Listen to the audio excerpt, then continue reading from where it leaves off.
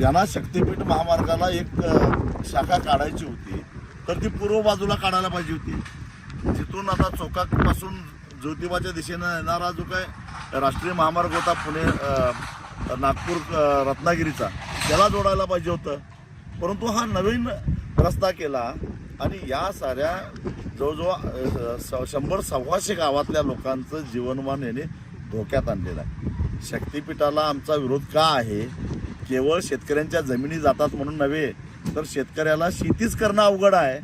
आणि जे खेड्यापाड्यामध्ये गोरगरीब लोक राहतात त्यांना महिनाभर घरातली भांडी कुंडी जनावरं घेऊन गाव सोडावं लागणार आहे. म्हणून आमचा शक्तीपीठाला विरोध आहे. बाबांनो, तुमच्या विकासाला आमचा विरोध नाही, तुमच्या भक्तीला आमचा विरोध नाही. करा भक्ती तुम्ही देवाची, परंतु आमच्या घरादारावर नांगर फिरवून तुम्ही भक्ती कुणासाठी करताय? आणि देव तरी प्रसन्न होईल का तुम्हाला? आणि मला वाटतंय की हे जे काही शक्तीपीठ आहे हे भक्तासाठी नाही, हे विकासासाठी नाही, हे अदानीच्या विकासासाठी आहे.